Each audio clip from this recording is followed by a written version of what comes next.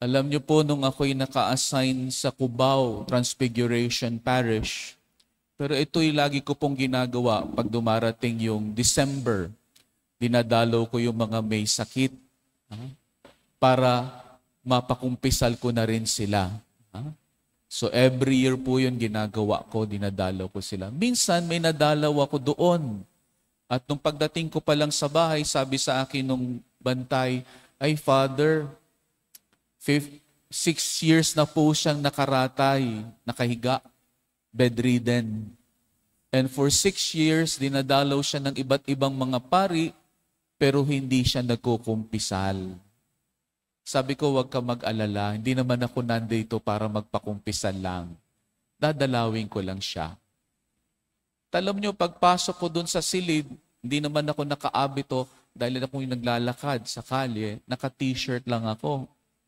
Alam nyo, pagbungad doon sa pintuan, ang sabi kaagad niya, Father, magkukumpisal ako. Alam nyo, nagtingin kami nung bantay niya. At pagkatapos kong pinakumpisal para palakasin ko yung kalooban niya, sabi ko, sa susunod po na linggo, padadalan ko kayo ng komunyon, padadala ko ng lay minister. Tuwan-tuwa yung matanda. At pagkatapos, sabi ko sa kanya, pag hindi kayo dinalhan, sumbong nyo sa akin, pagagalitan ko. Alam nyo, second Sunday, pagkatapos nung nakaraang linggo, second Sunday, nakita ko yung matanda, nagsimba, nasa harapan pa ng pew. Sabi ko, wow, gumaling si nanay. Pero bigla kong kinabahan. Kasi alam ko, ang mga may edad na, kapag biglang lumakas, ang ibig sabihin nun, malapit na. Kaya sa tuwa at pagkatapos kaba, ang aking naramdaman. Kasi yung isip na yung biglang dumating sa akin. Kaya pagkatapos ng misa, ang una ko kagad nilapitan ay siya. Sabi ko, Nanay, congratulations, gumaling kayo. Sabi niya, hindi po, Father. Kaya ako nandito, magsusumbong ako.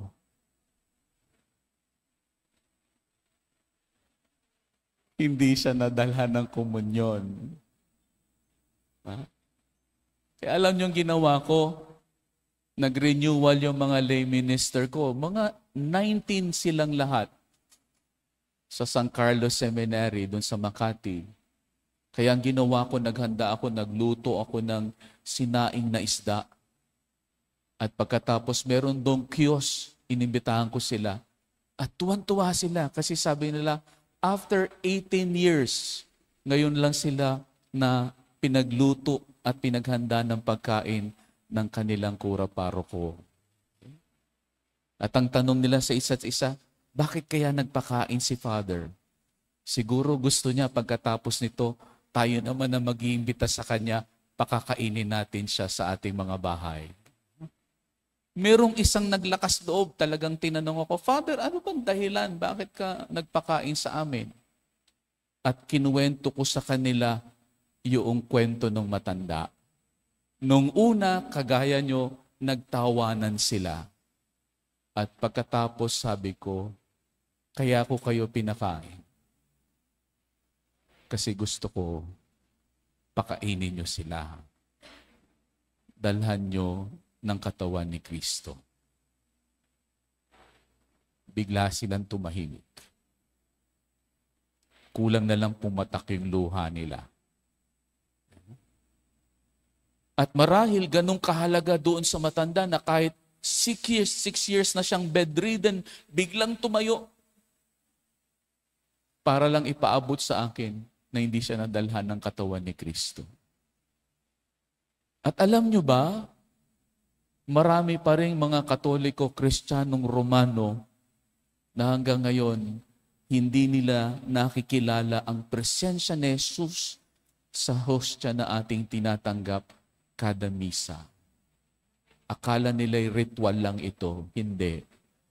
Tunay na nanduroon si Kristo, tunay na si Kristo ang tinatanggap natin. At yan ang pahayag ng aklat ni Juan na noon na hindi nila maintindihan. Ako ang tinapay na nagbibigay ng buhay. At yun ang pahayag ng Panginoong Yesus. Kaya nga nung hinahanap si Jesus ng mga tao na nakakain, yung 5,000 pinakain niya, hinanap siya uli. At sa paghahanap sa kanya, diniretso sila ng Panginoon. Ang sabi niya, alam ko namang hinahanap niyo ako dahil nabusog lang kayo. At ito'y karanasan nating lahat. When we do something and we ask ourselves, what are we going to receive when we do such a thing? Ano ba ang tatanggapin ko pag ginawa ko yan? What will I get out of it? At ito yung diretsuhang inaatake ng Panginoon. Hindi tayo lumalapit sa Panginoon dahil meron tayong makukuha na palagi nating ginagawa. We ask ourselves, what will we get out of it? Pag wala tayong makukuha, hindi tayo lalapit sa Panginoon. Hindi tayo mag-aabala. Patuloy lang tayo. Pero pag may kailangan na tayo, saka tayo makikita sa kanyang paanan. Kaya ito yung sinabi ng Panginoon, kaya nyo lang ako hinanap kasi nabusog kayo. Pero ang sabi ng Panginoon, dapat gumawa kayo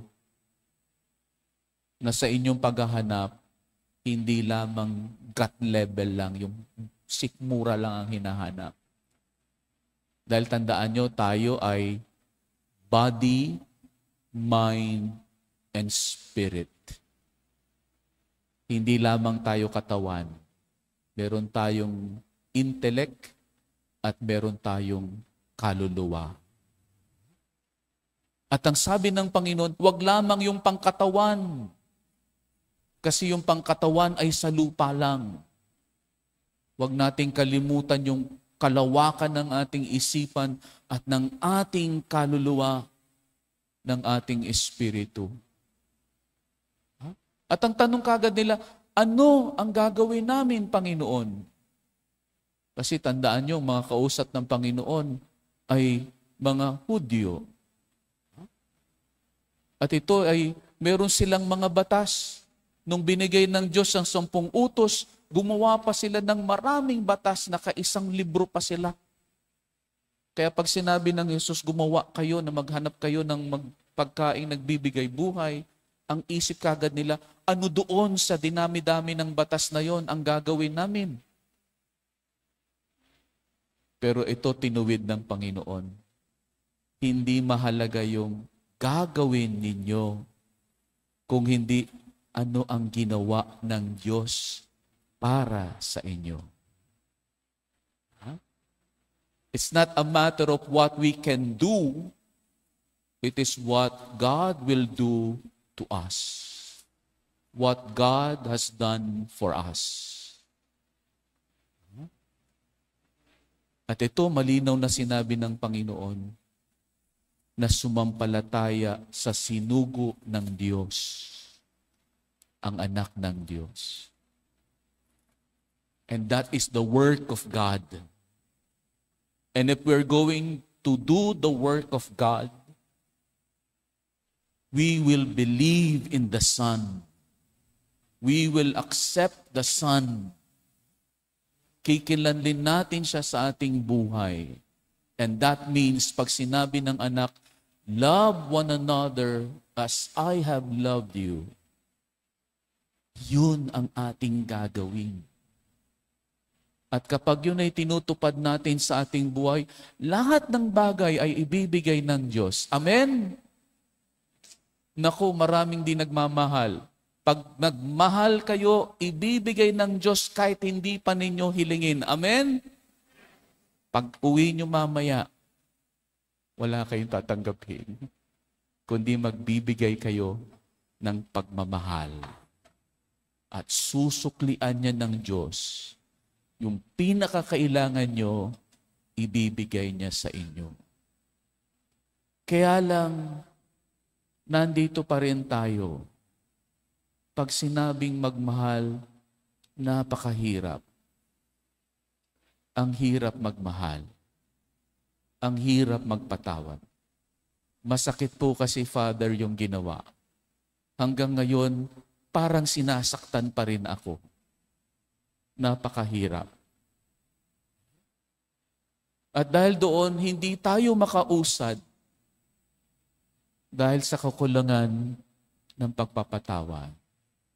Kung meron man silang pagkukulang, kung meron mang puwang sa ating buhay, kung meron mang kakulangan, Diyos na ang magpupuno. Gagawin natin ang gawain ng Diyos, magmahal, kahit masakit, kahit mahirap, kahit may puwang. At ito'y pahayag sa atin ng Ebanghelyo sapagkat kung ang buhay natin ay nakasalalay lamang sa kagiginhawa ng mga pakiramdam natin, mababaw ang ating kasiyahan. Iniimbitahan tayo ng Panginoon na lumalim para lalong tumaas. Ito yung kabalintunaan ng kaharian ng Diyos. Ang nahuhuli, nauuna. Ang nagpapakababa, tinataas. Ang nawawalan, ang siyang nagpapasasa. Kaya, kung meron man tayong hihilingin sa araw na ito, hilingin natin na sa pagtanggap natin ng banal na Eucharistia, ganap nating matanggap ang kanyang pagmamahal at igawad natin ito sa iba.